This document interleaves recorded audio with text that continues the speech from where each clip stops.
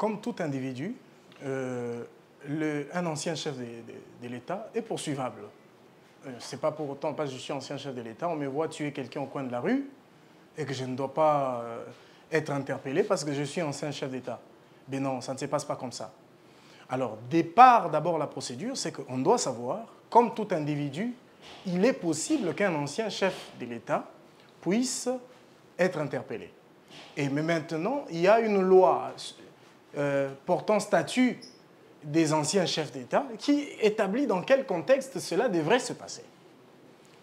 Vous verrez que dans les cas sous examen, tout est parti, depuis longtemps, reprocher d'abord le silence qu'on a qualifié des coupables de Joseph Kabila. On se disait, mais pourquoi il ne parle pas? Ça, c'était politique. Pourquoi son parti n'a jamais condamné officiellement? Son parti a donné son point de vue, nous avions condamné, ben voilà. Bon, mais maintenant, lors de son passage à Goma, qui reste à prouver, il y a eu une lettre d'abord du ministère de l'Intérieur suspendant les activités du PPRD, ensuite du ministre de la Justice, ordonnant des poursuites contre Joseph Kabila sous prétexte qu'il ait des connivences avec l'ennemi. Bon, mais de ce point de vue, peut-on dire que c'est vrai ou que c'est faux? Bon, ce n'est pas la question. La question est de savoir si c'est faisable. Mais tout compte fait, le droit, ce sont les éléments.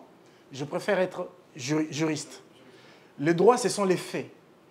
Même devant la justice, avons-nous des éléments probants à mettre à la charge de Joseph Kabila? Un peu plus tard, le ministre de la Justice a voulu faire un recadrage disant qu'il a suffisamment acquis des éléments pouvant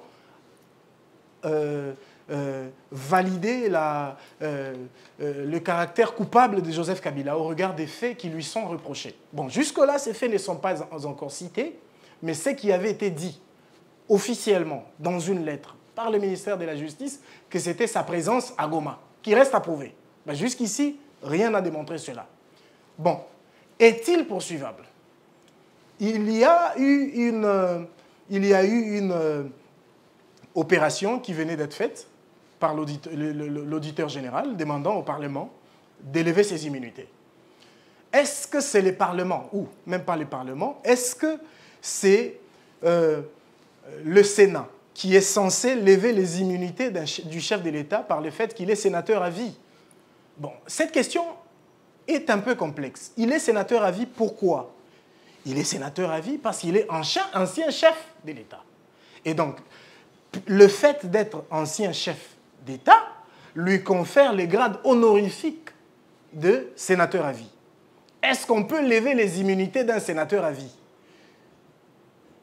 C'est ça la plus grande question. Est-ce qu'ici, sa casquette qui doit être prise, c'est celle des sénateurs à vie ou d'anciens chefs d'État? Parce que quand vous lui enlevez la qualité des sénateurs à vie, mais est-ce qu'il cesse d'être ancien chef d'État? Non. Alors pour ça, la procédure dit quoi? Quand vous analysez, vous interrogez les textes portant statut d'ancien chef d'État, on peut lever les immunités du chef de l'État que par le Parlement réuni en congrès.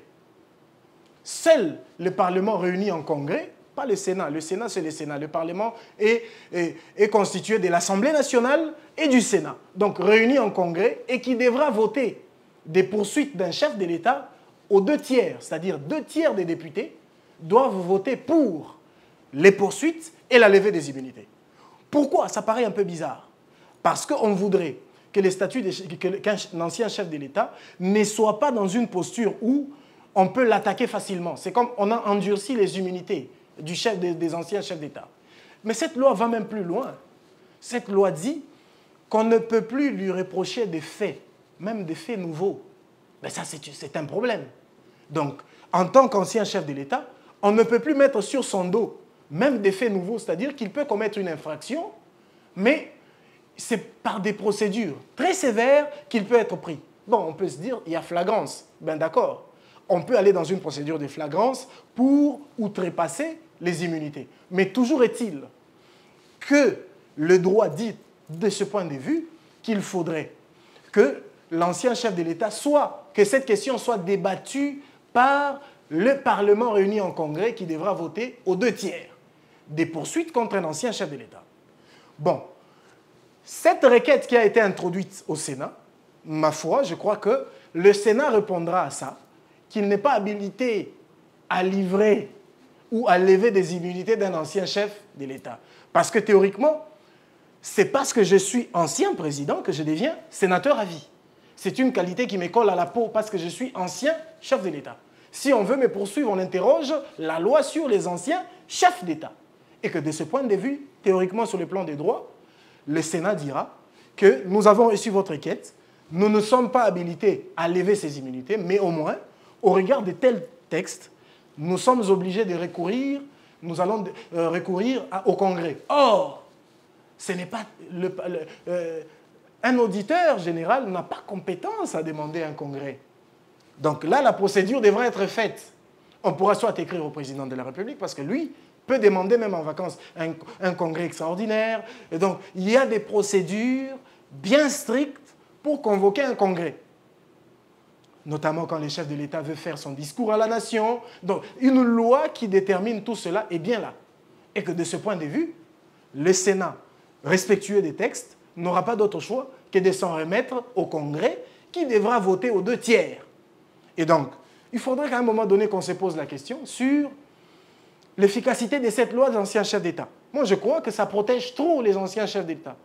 Ils peuvent commettre des infractions. Quand vous dites, même des faits nouveaux, ne peuvent pas. Donc, aujourd'hui, je suis ancien chef d'État. On ne peut pas me poursuivre pour des faits que je viens de commettre. Il faudrait une longue procédure pour que ça arrive. Supposons que le Parlement, aujourd'hui, ne vote pas aux 2/3. Qu'est-ce qui se passera? Ça voudrait dire qu'il n'y a pas de poursuite contre lui. Donc, on est allé trop vite en besogne, surtout avec la lettre du ministre de la Justice. C'était trop rapide. C'était trop rapide. Je crois que ça va servir de leçon à l'avenir pour qu'avant de prendre des décisions d'État, observer certaines règles. Quel est votre point de vue à ce sujet? Bon, de ce point de vue, vous savez, le droit est un océan où on peut se battre du point de vue des uns comme du point de vue des autres. Le dossier Matata est complexe et que vous sentirez que beaucoup semblent lui attribuer une coloration politique. Est-ce qu'il fallait qu'on lève les immunités? Est-ce qu'il fallait d'abord qu'on demande la levée des immunités des Matata avant qu'il ne tombe? Oui. Pourquoi? Parce que si aujourd'hui Matata était devenu président de la République, il serait couvert par ses immunités.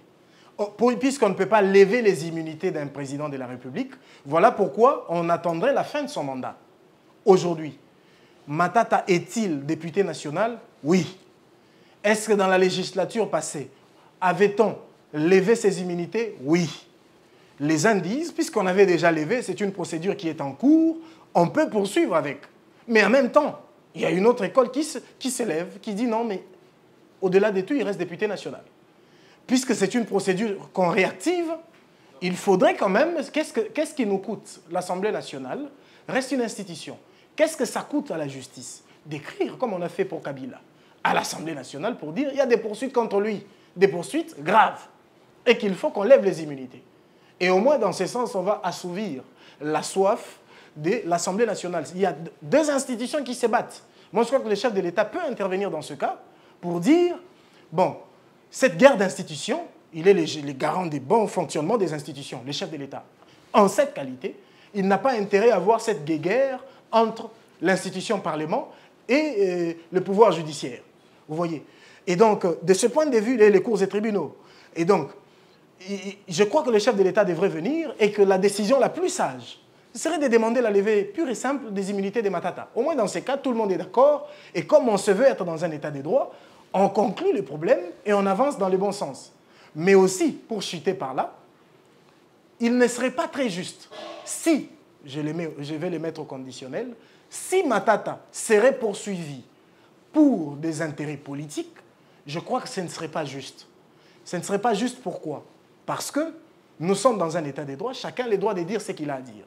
Et qu'on ne devrait pas sanctionner un Matata, mais laisser d'autres, bon, selon l'IGF, on a parlé de Nicolas Kazadi, selon l'IGF, on a parlé de Kamere lui-même, encore, à qui on faisait allusion tout à l'heure, dont le procès était coup-ci, coup-ça. Donc il y a une multitude de personnes nous savons tous qui doivent être poursuivies.